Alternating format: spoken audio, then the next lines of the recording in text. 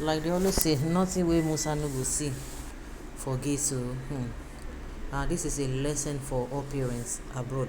But I think whether abroad or anywhere or in Nigeria, it is a lesson for everyone, especially the parents. A Nigerian man has recently deported all his 4 children back to Nigeria from the United States of America on the ground of lack of morals. According to this man, from who was telling the story, the man said that his children lacked this moral. It's very easy for them to insult their parents. The boy uses F word on his dad and then uses B word on his mom, to the point that the 3 girls, what they do is just wake up, go and sleep out, maybe in a friend's house or in their friend's house, and then gets back to the house and just say, I went to stay out with my friend. What's the problem with that? This got to the extent that the mother even was scared of cautioning her children, all because of the system. All because of the Western world system, the way they treat children. They will not allow you to spank. They will not even allow you to shout at your children. They will not even allow you to scold your children for doing something that is wrong. So this man kept complaining, to the point that he said that the boy, his son, his teenage boy, even, you understand that kind of a thing. So they were living a very reckless life. And according to this man, he said that this life that these children are living, that he never lived it. He did not stress his parents like this. And that looking at the way these children are going, they might end up overgrowing him, or even being a street children.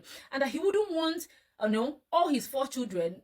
He has invested so much in these children, and then he cannot stand and watch them waste like that. So he now, had a meeting, a plan with his wife to bring these children back to Nigeria. And then he lured them back in the name of going for a holiday, and for them to see their grandma. The man brought them back and then seized all of their passports and went back to the States. And that's how this man left his children, made very good arrangements for them.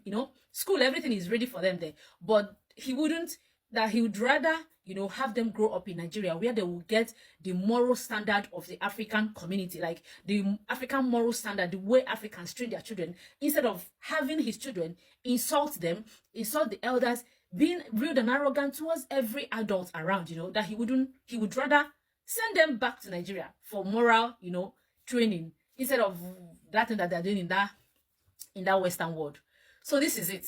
His children are currently in Nigeria, while him and his wife are working in America. And honestly, I support him 100%. Because if not, he would have raised vagabonds all in the name of children. Yeah, a lot of people have been doing this for a long period of time, because now they see that the value that they have, that their children don't have, is, and they somehow try to bring their children back, and that is exactly what this man has done.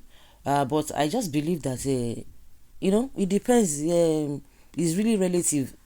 You see some parents too, they are very very strict from the beginning. You know what you want from the beginning. Of course, you still have to try your best, and if it works for you, fine. If you feel that it's not working for you, yeah, you can take the decision.